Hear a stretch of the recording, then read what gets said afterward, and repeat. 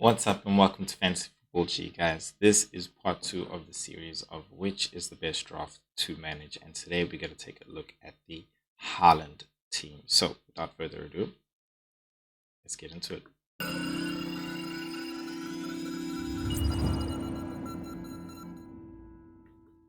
All right, guys.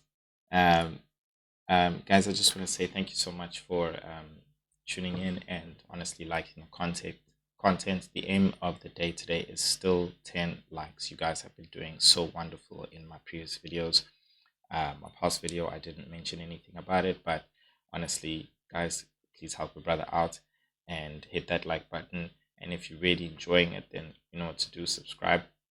Would really appreciate it. It goes a long way for the content, and I hope you guys are enjoying this. So this is the Haaland Draft, and if you watch part one, I will link it at the end of the video so you guys can actually go and see that in this three-part series of which is the best team to manage in the first few game weeks. Um, yeah, yeah, you'll see that I mentioned I wasn't sure, I wasn't even gonna create a Haaland draft, but you know, as time goes by, you realize like the way these guys priced everybody out, it's it just it allows you to create these drafts, and it ends up showing you that hey, you can actually manage these teams. So I was always worried that you know what, I won't be able to not just manage the teams but have specific players. So this draft is way different from the Haaland and Salah draft, of course, because money's taken out. But let me just take you through the starting squad from game week one. So in goals, I've got Raya. I'm starting off with 3-4-3 formation, and my back three is Trent, it's Porro, and it's Munoz. Very attacking defensive players, which I'm very happy to actually have. Um, and then in the midfield, we've got Gordon, Gibbs White, Rogers, and Eze, standard from the previous draft. And then I've got Haaland in the strike force with Isak and Muniz. And then on the bench, I've got Pope with Barco and Kunku and Vardio.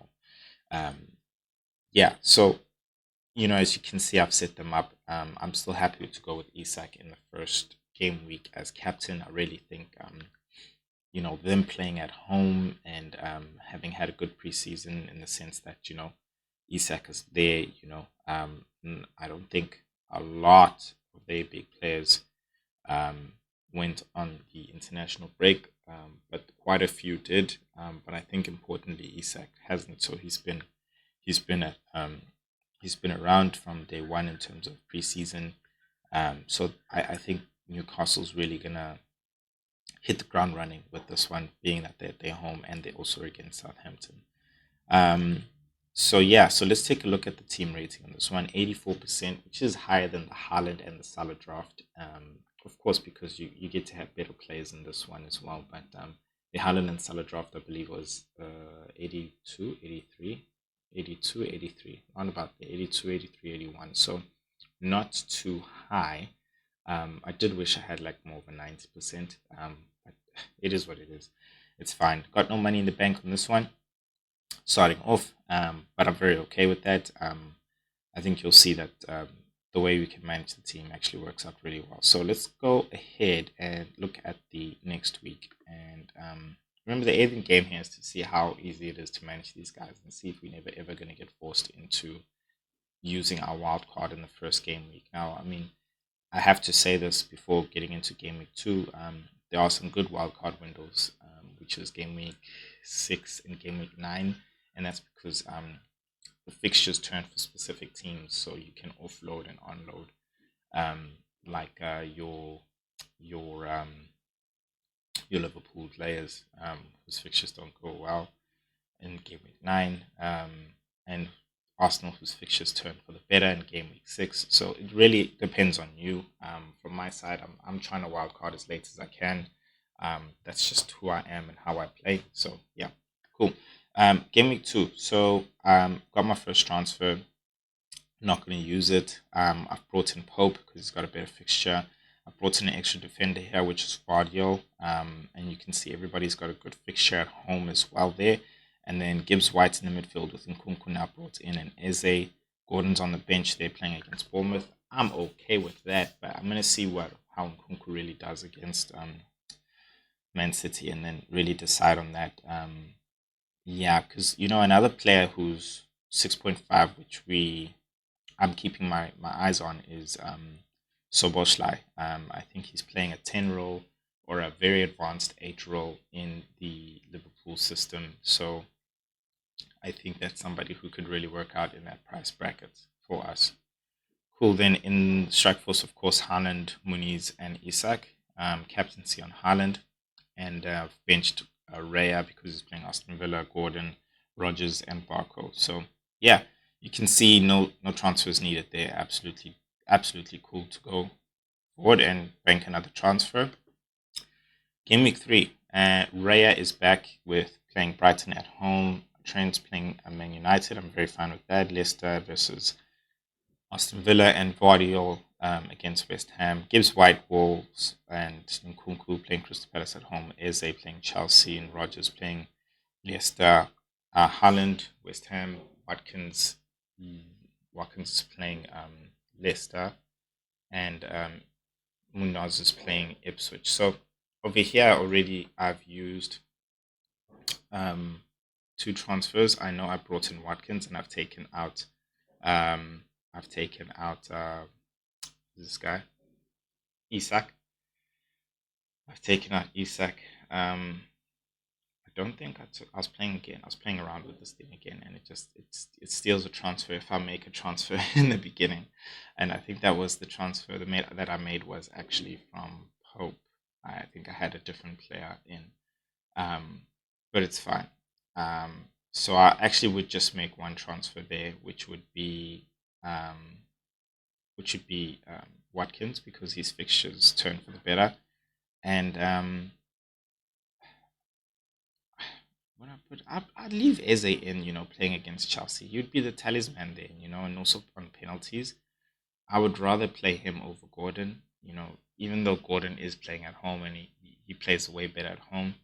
And it's also about, again, being flexible. You have to be flexible in this. Don't book your transfers even though you're planning ahead, or not even planning ahead, but you just try to figure out if you can manage your teams, because, like I said, you'll find Gordon is actually really in form. So play him, play him. You'll find, again, Nkunku's not doing really well, and Soboslai is. So be able to move to those guys within those price brackets, and that's what you're really doing with this, is seeing how you can manage your team. If you can manage your team, if you need to change those price brackets, maybe put another put an 8.5 in your midfield, and that's what you're really trying to do with this exercise. Cool. So um yeah, we've used a transfer, so we've brought in Watkins, and let's take a look at game week 4. And we haven't used a transfer here, so we've just remanaged the team, and we've put Pope in there. Defense is fairly similar, and we've got Gordon back in there.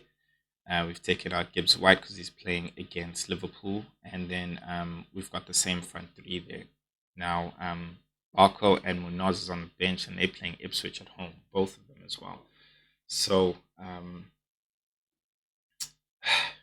yeah, I would rather have the more attacking players, because remember, there's hardly any BPS going for the defensive players, whether they're attacking or not.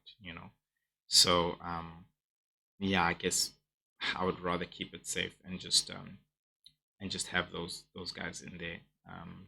If anything, maybe I'd actually put Munoz in as opposed to, yeah, let's make that substitution as opposed to Cash and Everton. I think Everton is a lot more potent and Munoz is a lot more attacking. So that's a change I'd make, really.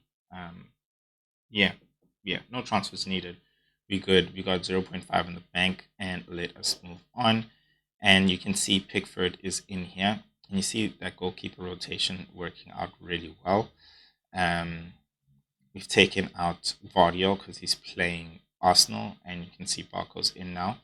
Um, and again, this is the flexibility, because look, I'm at game week 5, and there's news that Estupinian might be back by then, and you're gonna have to hear play by the ear and see whether or not you think he's actually gonna be. back or he's going to be eased in at the same time. So you might have to go for a different 4.0 or you can upgrade to a 4.5. I think Davies is somebody that I am definitely keeping my eye on. Ipswich, they do have some good fixtures.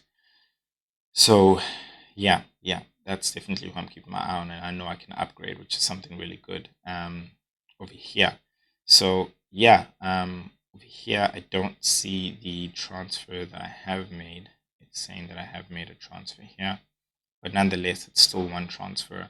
And again, what I'm trying to do is bank transfer so I can start bringing in the Arsenal guys in game week 6 because that's when their actual transfers are. That's when their games actually turn here. So let's take a look there and let's see who I was able to bring in. So I was able to bring in Timber. So I got 2 Arsenal defensive players, which I'm very happy with. And then my midfield is still the same, so is my strike force. And then who I actually brought in is Doku. I brought in Doku. And I think, who did I take out? My midfield. So funny when you're familiar. Gordon. I took out Gordon because his fixtures, honesty, just he's playing Man City and yeah, and he's playing at home. It's fine, but he's playing away at Fulham and then Man City at home, which is tough, and then Everton. And I'd rather bring in Doku. The thing with Doku is it's not that I'm looking for to bring him in specifically. It's more the fact that he's in the price bracket for uh, both this guy Jack Grealish and Bernardo Silva, which is really great. And then, of course, even Dominic Soboslai, if I'm thinking of bringing him in, but his fixtures start to turn at this point. Um, so, yeah, there's options, flexibility, guys, flexibility. And at the same time, also need to be flexible for price range, for not price range, price changes as well.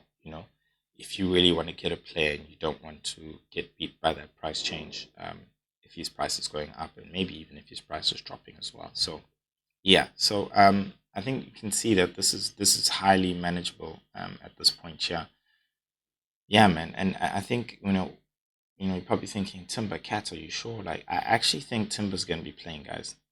I really think Timber's gonna be that go-to guy. Um, yeah, I know some people might hate it when we say this, but he is like literally a new signing for Arsenal. We did intend to use him, last season, and I think it's evident in the fact that we kept switching who we had in that left back role.